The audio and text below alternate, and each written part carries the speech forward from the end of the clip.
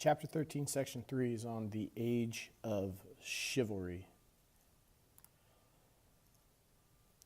During the Middle Ages, you have nobles who are fighting constantly with one another, and their feuding is going to kind of keep Europe in somewhat of a fragmented state, fragmented being like broken up. And through warfare, you have feudal lords who kind of defend their estates. They're going to seize different territories and then try to increase their wealth.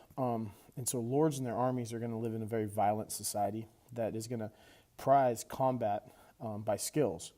And by the 1100s, there's a code of behavior that begins to arise that we see that is going to be built in. And you have knights and warriors who are on horseback. They are soldiers mounted on horseback, becoming rather valuable during the time of really Charlemagne and his grandfather, Charles Martel, in the 700s. And Martel observes a Muslim cavalry that is often turning the tides of battles, and so he actually adopts that into kind of his own army. And so the technology that we see has to change. You get new inventions that come about, things like leather saddles and stirrups, and those things allow soldiers to actually stay in the saddle. And it makes your army much swifter. It allows for you to attack different areas and different groups of people. And so the mounted soldier becomes rather valuable in this army, and it allows for them to kind of gallop at full tilt and being able to knock over enemy soldier riders on horseback. And so they play a huge role in military aspects. The warrior's role in a feudal society. By the 11th century, Western Europe is a battleground kind of for nobles that are all trying to vie for power. They're looking for ways in which they can gain power. And to defend their territories, feudal lords are going to raise private armies of different knights. And those knights will fight for the lord, and in exchange for that military service, the knights would receive land. That was what the lords had. It was the most abundant thing that they had. So they give them these lands, or what they called fiefs. And with this, the wealth from those fiefs would now give knights the ability to afford rather expensive armor, weapons, war horses, all things that they were needed. And a knight's main obligation was to serve in battle, and that comes for he's serving his lord. And out of the entire year, he was demanded to give about 40 days of combat each year. And the knight's pastimes also revolved around training for war. So that could include hunting, any kind of wrestling, anything that would help them gain strength and practice their everyday battlefield needs. Knighthood and the code of chivalry. Knights are expected to kind of display this courage in battlefield. The way we describe it is through this code of chivalry. Now, it's not necessarily a written down code.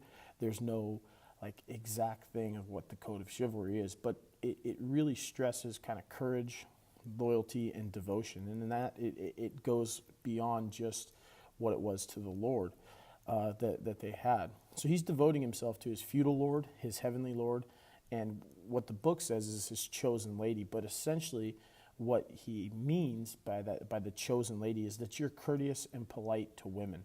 So this code of chivalry is what these knights really kind of live by. They're also supposed to be chivalrous towards and protect the weak and the poor. And the ideal knight is very loyal, brave, and courteous. Most knights are going to fail to actually meet all of those obligations. For example, they really do treat the lower class with a lot of brutality in a lot of the things that they do. A knight's training. If you were a son of a noble and you're trying to train for knighthood, that usually starts around a very early age. Usually at the age of 7, you're going to move to another lord's castle, and you're going to work as a page where you're going to wait on hosts. You begin your practice of fighting skills at around and then at around the age of 14, you might become a squire, which a squire acts as a servant to a knight. He's going to be helping a knight out in any way, shape, or form possible that could go. And once that servant, that squire, turns 21, they too are eligible to become a knight. They're beginning their full-fledged knighthood with that. And after being dubbed a knight, most young men are going to travel for a year or two, looking for experience fighting in rather local wars, things like that. Some are going to take place in tournaments, much like we would see on a movie, right? In a Hollywood movie, these tournaments are combined recreation with combat battle, in which two knights are going to charge at each other, and you have the jousting of things, and so on and so forth. And the winning knight is actually able to demand a high tribute from the defeated knights in that. So that's kind of where they get their practice, as well as outside things like hunting and things like that. Brutality of warfare. So small-scale violence in tournaments is not going to mimic the actual violence and bloodshed that took place on the actual field of battle, especially those fought at castles. And when you look by the 1100s, these castles have these massive walls that are put up, encircled, and they encircle kind of a stone castle, much like we would see in the movies nowadays. And those castles are going to dominate much of the countryside all throughout Western Europe because there are so many different lords that are out there. Inside the castle, you're going to have the lord, his wife or lady, and usually their family. You'd have knights, other men-at-arms who are in there as well to kind of help out. And the castle is a fortress, and it's designed actually for the defense.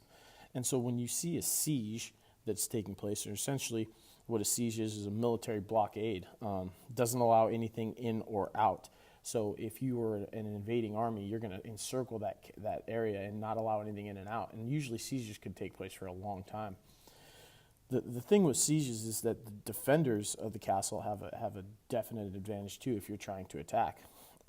Things like archers are going to be able to be on top of the towers. They would be able to be armed with crossbows, firing arrows that could pierce armor. But there are a lot of new machinery and new technology that can actually help with those things, and we'll talk about that here on the next slide.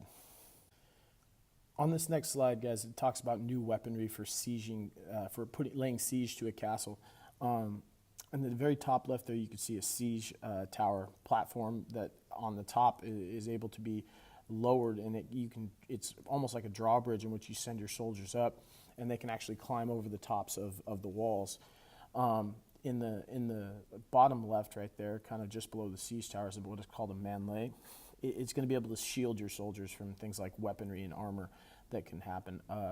The battering ram itself, that's going to be made of some heavy timber, usually a sharp metal tip at the end, and that's used to kind of batten down the castle walls. You have this trebuchet on the right there. That's going to work very much like a giant slingshot. You can propel different objects up to a distance of around 1,000 feet, which is actually rather large range for them, and they can fling different things like that. You have that tortoise there that moves rather slowly on wheels. It's going to shelter the soldiers from any kind of falling arrows. And then on the bottom here, you have what's called the mangonel, flinging rocks, crashing into walls. That has an even bigger distance of around 1,300 feet. So those things are all rather violent. And using that trebuchet there on the right, you'd fling a whole bunch of different things. Pots of burning lime, boulders. You could throw anything you want. It even talks about severed human heads, captured soldiers, diseased cows. And that's actually, you laugh at it, but the reason they would actually throw that over is because it sets in some kind of disease inside the castle. So if you're laying siege for a while, you can actually do that and have that. So all these different things that are new kind of weaponry for laying siege to a castle. Literature of chivalry. So you're going to have stories that kind of idolize castle life. A lot of the times you're going to see stories about knighthood, glorifying knighthood and chivalry, tournaments and real battles, songs and poems studying about a knight and his undying love for some woman who he may have. So they really build this up as a time in which it's very great to be in this idea. And they're going to listen to a lot of different poems about deeds, epics told about King Arthur and the legend of Charlemagne himself. So those are poems that we see. One of those happens to be the Song of Roland. talking about that. And the connection that it has to today, and we see it, is things like William Wallace in the movie Braveheart with Mel Gibson, kind of having this role. It kind of comes out of that. Along those lines, you also have these love poems and songs that are going to be about, and you have troubadours, that depiction there on the right of the slide. These troubadours singing their own verses and things like that. They tell about these different lovesick knights who kind of adored ladies that they would probably never win. It kind of gives a false image of knights, making them seem more romantic than brutal, but in reality, they are a very brutal type of people. And in turn, those love songs create a very artificial image of women as well. And in the troubadour's eyes, noble women are going to be always pure. And the most celebrated woman of her age happens to be Eleanor of Aquitaine. And we'll talk a little bit more later, but she is a queen, and her sons, two kings, Richard the Lionhearted and John Richard himself, they kind of compose these romantic songs and poems along those lines about all of these groups. Last slide, guys. We're going to talk about women in feudal society. And when we look at it, most women in feudal society are very powerless, just as most men were.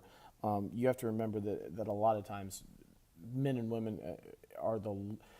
you're talking about the masses, the groups of people that are most represented are, generally speaking, going to be peasants. So they don't really play an important role in the lives.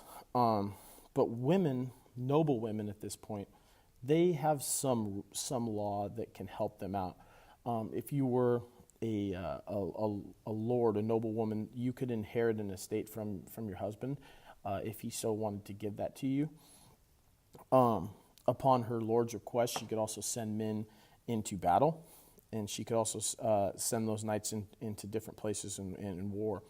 When her husband's off fighting, that lady of the medieval castle would act as kind of a military commander and a warrior at times.